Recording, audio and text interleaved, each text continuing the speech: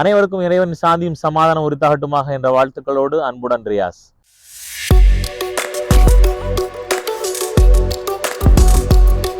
இன்றைக்கு நம்ம பார்க்க போற டாபிக் கேமல் பேக் சிண்ட்ரோம் அப்படின்னு சொல்லுவாங்க. அதாவது எப்படின்னா, ஒரு ஒட்டகத்தினுடைய பின்னால ஒரு ஸ்ட்ராவை அடுக்கிக்கிட்டே வராங்கன்னு வச்சுக்கோங்களேன், சுமையை ஏத்துறதுக்காண்டி. அது எந்த அளவுக்கு ஏற்றுவாங்கன்னா, அந்த ஸ்ட்ரா பட்டு அதனுடைய முதுகு வலி ஏற்படுற அளவுக்கு ஏற்றுவாங்களாம். நம்ம திருவள்ளுவர் கூட ஒன்று சொல்லியிருப்பார்ல குறள், பீலிபை சாகாடும் அச்சிரும் அப்பண்டம் சால மிகுத்து பெயின்.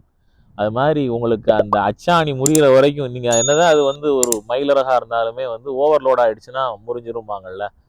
அதை மாதிரியான உள்ள ஒரு விஷயந்தான் நாம் செய்யக்கூடிய சின்ன சின்ன தவறுகளால் ஏற்படக்கூடிய பெரிய தோல்விகள்.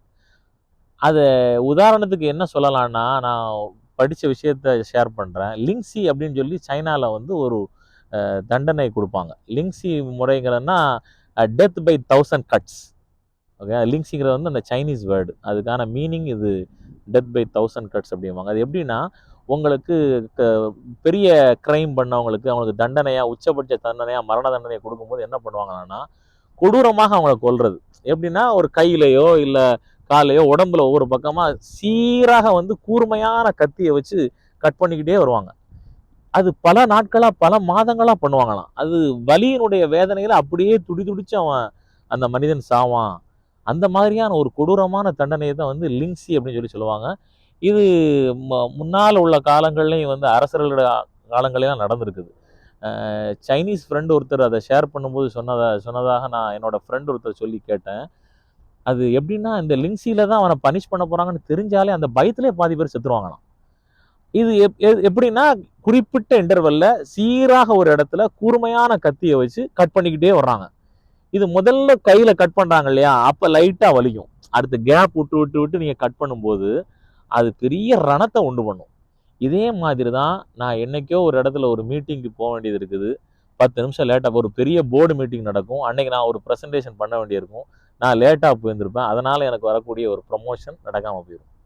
இதே மாதிரி தான் நான் ஏதோ ஒரு விஷயத்த என்னுடைய ரொம்ப நாளாக என்னுடைய ஹேபிட்டில் நான் என்னுடைய டிசிப்ளினாக நான் ஒரு சாப்பாட்டில் ஒரு ஒழுங்குமுறை இல்லாதனால ஏதோ ஒரு நோயினால் நான் பாதிக்கப்பட்டிருப்பேன்.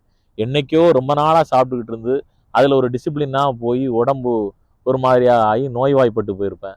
இதை மாதிரி நம்ம ஒரு எக்ஸாமுக்கு நான் ப்ரிப்பேர் பண்ணிக்கிட்டு இருப்பேன். கரெக்டான நேரங்கள் எல்லாம் படிக்காமல் நாளைக்கு எக்ஸாம்னா இன்னைக்கு அவசர அவசரமாக படிக்கும்போது என்னால் அதை சக்ஸஸ் பண்ண முடியாது. இப்படி மனுஷனுக்கு நம்மளுக்கு ஏற்படக்கூடிய எல்லா சின்ன தோல்விகளுக்குமே என்னது பெரிய காரணமாக இருக்கும்னா, நம்ம பண்ண சின்ன சின்ன மிஸ்டேக். அப்போ இந்த லின்சியில் இருந்து நம்ம எடுக்கக்கூடிய பாடம் என்னன்னா, சிறு சிறு தோல்வி, சிறு சிறு சின்ன சின்னதாக நம்ம பண்ணுற ஹேபிட் உள்ள பண்ணக்கூடிய தப்பு இருக்குது இல்லையா, தவறுகள் இருக்குது இல்லையா, இதுதான் நம்மளுக்கு ஒரு பெரிய தோல்வியில் கொண்டு போய் விடுது. அதே மாதிரி சின்ன சின்ன சான்சஸ் வருது இல்லையா, ஆப்பர்ச்சுனிட்டிஸ் வருது இல்லையா லைஃப்பில் நமக்கு, அதை நம்மளை நோக்கி அது வந்துக்கிட்டே இருக்கும். நம்ம அதை எப்படி பயன்படுத்தணுங்கிறதும் நம்மளை ஒரு மிகப்பெரிய வெற்றியில் கொண்டு போய் நிறுத்துவோம். இதை நம்ம ரொம்ப கூர்மையாக நம்முடைய லைஃப்பில் இம்ப்ளிமெண்ட் பண்ணி பார்த்தோன்னா இது ஒரு பெரிய மாற்றத்துக்கு நமக்கு ஒன்றுகோலாக இருக்கும். என்னுடைய லைஃப்பில் அந்த மாதிரியான சிறு சிறு வாய்ப்புகளை நான் பயன்படுத்திட்டதும் இருக்குது. அதே மாதிரி சிறு சிறு தவறுகளால் எனக்கு ஏற்பட்டிருக்கக்கூடிய தோல்விகளும் இருக்குது. அதை என்னுடைய வரக்கூடிய காணொலிகளில் நான் உங்களுக்கு ஷேர் பண்ணுறேன். அதை இந்த வாரத்தினுடைய கோட்டாக நான் சொல்ல விரும்புவது, உங்களுடைய மனப்போக்கு தான் எல்லாமே.